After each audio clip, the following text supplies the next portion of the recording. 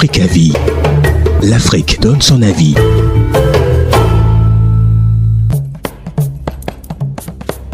Naomi Abenilan-Coffre. Vous intervenez justement sur ces sujets sur la radio web Théolis à travers une émission baptisée « Et si on en parlait ?» Racontez-nous. Oui, en effet, j'interviens sur une radio Théolis. J'anime l'émission « Et si on en parlait ?» à tous les vendredis à 18h heure de Paris et 17h GMT. Et donc, du coup, c'est vraiment une possibilité pour moi de pouvoir parler tout librement et d'informer les couples qui ont du mal à concevoir, de comment s'y prendre, de comment tout simplement aller voir un gynécologue, de comment savoir si elles ont vraiment le problème, parce que là du coup, et je me suis rendu compte quand je parle à certaines femmes, est-ce que vous connaissez vos périodes d'ovulation, de fécondité, je me rends compte en fait que beaucoup de femmes, certaines femmes ne connaissent pas, et donc du coup je leur dis bon voilà, vraiment c'est vraiment des enseignements basiques de comment pouvoir le faire, et c'est vrai aussi que c'est pas via ce canal de la radio Théolis, je parle aussi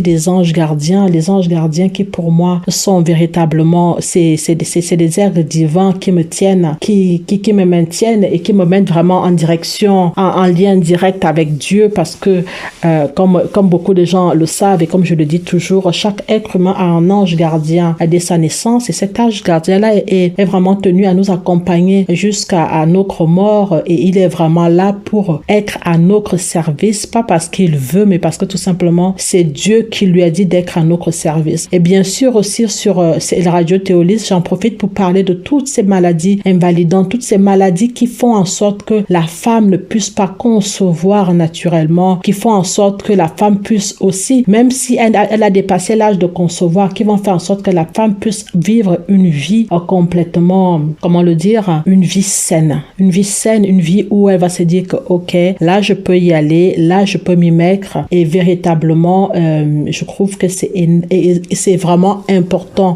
pour elle. Et donc du coup, si vous voulez vraiment me suivre, suivez-moi vraiment sur Radio Théolis sur les vendredis. Il y a une rediffusion le dimanche à 17h heure de France, mais le vendredi j'anime Et si on en parlait. Et là du coup, si vous êtes vraiment intéressé, être informé sur toutes ces maladies invalidantes qui empêchent les femmes à tomber enceintes, et qu'est-ce qu'il faut mettre en place, et quels sont vraiment ce que la science propose, et quels sont aussi tout ce qui est holistique qu'on peut trouver aussi dans la pharmacopée africaine comme dans la pharmacopée européenne, parce qu'il faut savoir en fait que j'utilise ces deux sciences-là, la pharmacopée européenne et africaine, pour pouvoir faire des miracles sur des femmes, et des femmes en témoignent des bienfaits qu'elles ont à pouvoir prendre ces tisanes-là et des choses positives qui arrivent vraiment dans leur vie en prenant ces plantes-là. Comment vivez-vous au quotidien ce principe de vie? Je vis très très bien le principe de vie, de vivre au naturel. C'est tout simplement au naturel. J'ai une peau particulièrement fragile, donc je ne mets pas n'importe quoi sur ma peau, et du coup,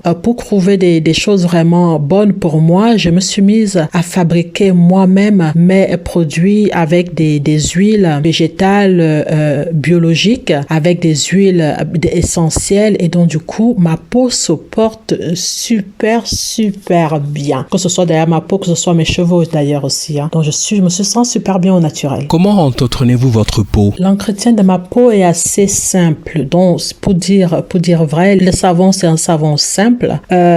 Si possible, les savons avec des huiles naturelles, avec des huiles biologiques. C'est vrai que j'utilise énormément, que ce soit pour mon alimentation ou pour ma propre peau, de tout ce qui est biologique. Et donc du coup, des huiles essentielles aussi pour me parfumer, naturel pour mes cheveux, exactement pareil. Là, j'ai des cheveux crépus parce que j'ai coupé mes cheveux, pas parce qu'ils étaient frisés, parce que tout simplement je voulais essayer une coupe très courte, et donc du coup j'ai des cheveux crépus, et donc du coup pareil aussi, les soins sont faits à base d'huile d'origine biologique, bien sûr fabriquée toujours par moi-même. Je fais énormément de choses moi-même parce que c'est plus facile, je contrôle mieux ce qui est dedans, et du coup quand je les mets, en fait je pars du fait que ce que je peux mettre dans ma bouche et avaler, c'est la même chose que je peux mettre sur ma peau. Si maintenant ce que je mets sur ma peau, je ne peux pas le mettre dans ma poêle ou dans ma marmite, ça ne sert strictement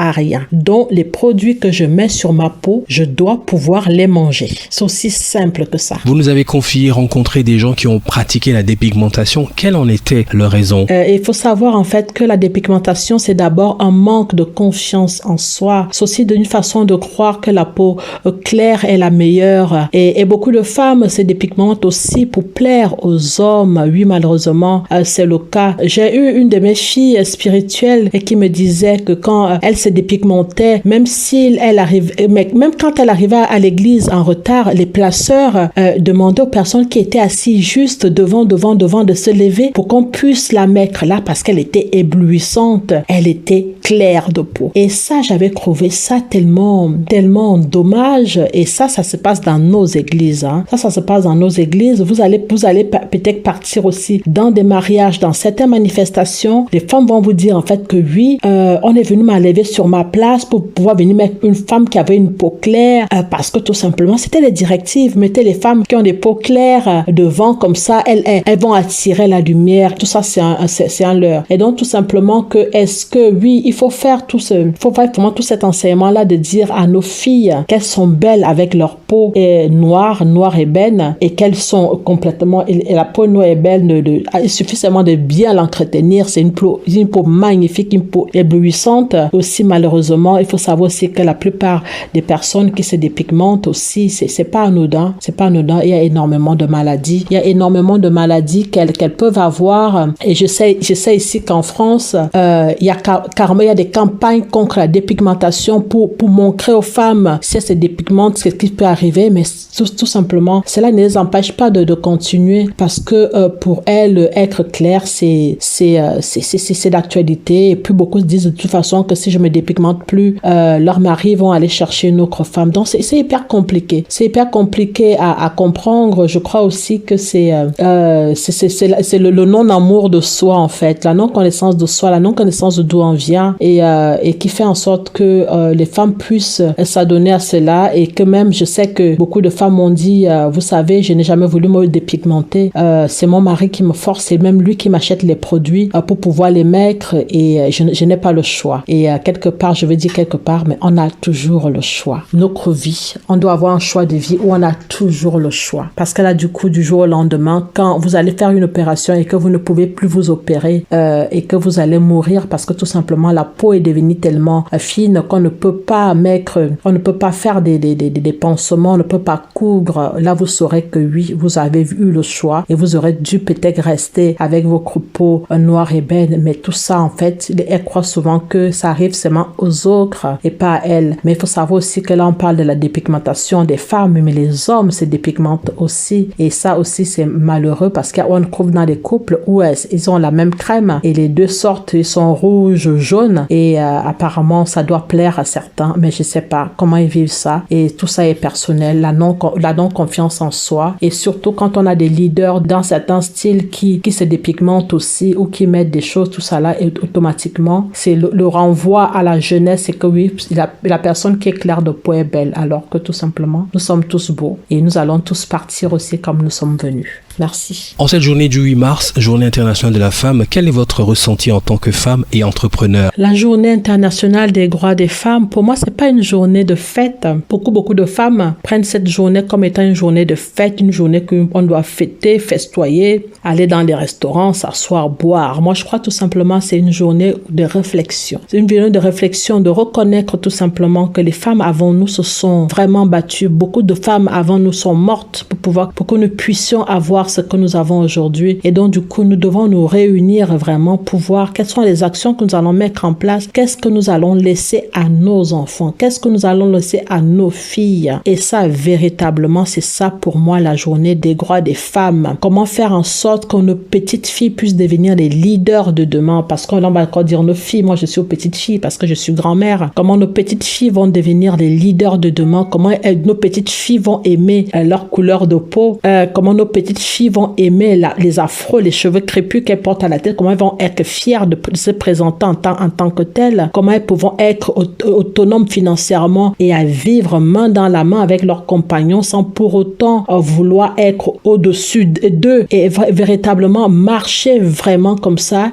en harmonie avec elles-mêmes, et se connaître, la connaissance de soi, l'amour de soi, la confiance en soi. Je crois que c'est ça que nous devons vraiment établir. Et en tant que femme, chef d'entreprise, cette journée du 8 mars, c'est une journée vraiment pour dire, bon voilà, que oui, le 8 mars de l'année dernière, c'est vrai que qu'est-ce qui s'est passé l'année dernière? On était en pleine pandémie et c'est vrai que j'avais entrepris de faire des voyages le mois de mars pour me tourner en Afrique et c'est vrai que pendant la pandémie, j'ai un peu arrêté et celle-là aussi, je suis pas allée parce que j'ai tellement changé la façon de faire, la façon de voir les choses, mais c'est une façon aussi de dire, bon voilà, que oui, dans où je veux voir mon entreprise pour l'année dernière, quel chiffre d'affaires je veux que mon entreprise puisse faire pour cette année, parce que nous sommes en début d'année, quel chiffre d'affaires je veux faire pour cette année, combien de centaines de mille d'euros, je parle en euros, je veux que mon entreprise puisse engendrer pour cette année, qu'est-ce que je veux montrer comme image positive, qu'est-ce que je veux montrer vraiment à d'autres femmes, parler de l'entrepreneuriat, de leur dire, bon voilà, que oui, on peut entreprendre, mais ce n'est pas un long fleuve tranquille, mais c'est tellement plaisant quand on entreprend dans le couloir, dans son propre couloir, et c'est vraiment valorisant. Des projets pour 2022, Naomi Abedina-Nkofre? Mes projets pour 2022, j'ai tellement de projets et que c'est vrai que j'ai vraiment j'ai tout un tableau de projets et que j'établis, mais c'est vrai que le projet qui me tient particulièrement à cœur là cette année, c'est de faire venir une de mes petites filles ici en France pour qu'elle vienne se faire opérer. Elle a une maladie de cœur et je crois que ça va être un de mes plus beaux projets pour 2022, à part tous les autres projets des expansions de mes entreprises, du boom de mon entreprise qui commercialise les tisanes, du boom de pouvoir faire en sorte qu'énormément de femmes qui vont être dans l'entreprise d'insertion, dans l'association Filiminga, puissent vraiment se réinsérer personnellement et professionnellement et tout simplement aussi de faire en sorte que les projets que je suis en train de mettre en place, Dieu seul sait que les projets j'en ai une tonne, que cela puisse se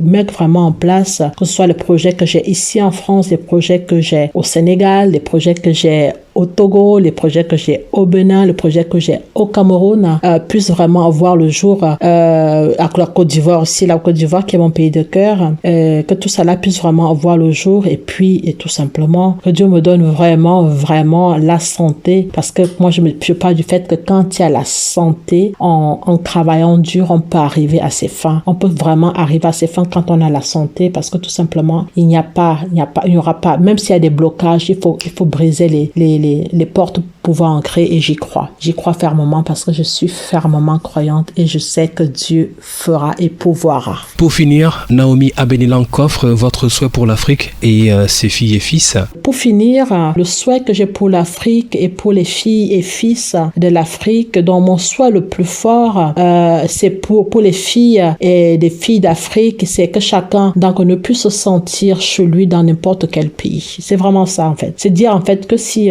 moi qui suis multiculturelle et qui veut un peu mettre le pied partout dans le monde, surtout partout en Afrique, ça veut dire que si je vais au Sénégal, que je me sens le bienvenu au Sénégal. Si je vais en Côte d'Ivoire, que je me sente la bienvenue en Côte d'Ivoire. Si je vais au Cameroun, je me sens la bienvenue au Cameroun. Si je vais au Gabon, pareil. Au Togo, pareil. Au Bénin, pareil. Au Ghana, pareil. Que je me sente vraiment bien chez moi et que je puisse me dire, bon voilà, que je viens, je dépose ma valise et que je peux tout simplement investir dans ce pays, pas parce que c'est mon pays d'origine, mais parce que c'est mon continent. Parce que je crois en fait que c'est quelque chose que nous devons intégrer et arrêter de dire que voilà, je suis Camerounais, je suis Gabonais, je suis Ivoirien, je suis Togolais, tout ça, et que je vais seulement investir dans mon pays d'origine. De savoir qu'en fait, on peut poser ses valises n'importe où et se sentir comme un enfant de la terre, un enfant de l'Afrique. Et c'est ça vraiment mon souhait pour tout le monde. Et je crois que je n'ai rien à oublier. Je vous remercie encore beaucoup pour cette initiative de s'aimer au naturel laquelle je crois que nous devons de plus en plus montrer au monde entier que oui, on doit s'aimer comme on est. On doit s'aimer comme on est. On doit se sublimer, certes, mais ne pas abîmer notre peau parce que tout simplement, on veut ressembler à la voisine, au voisin ou à la sœur qui est née avec une peau métissée, alors que même si on abîme notre peau, elle ne pourra jamais devenir comme ça et s'aimer comme nous sommes parce que tout simplement, c'était la volonté de Dieu de nous créer comme nous sommes et nous sommes des êtres uniques et uniques. Merci, merci, merci. Bye bye. C'était Africa Vie. L'Afrique donne son avis.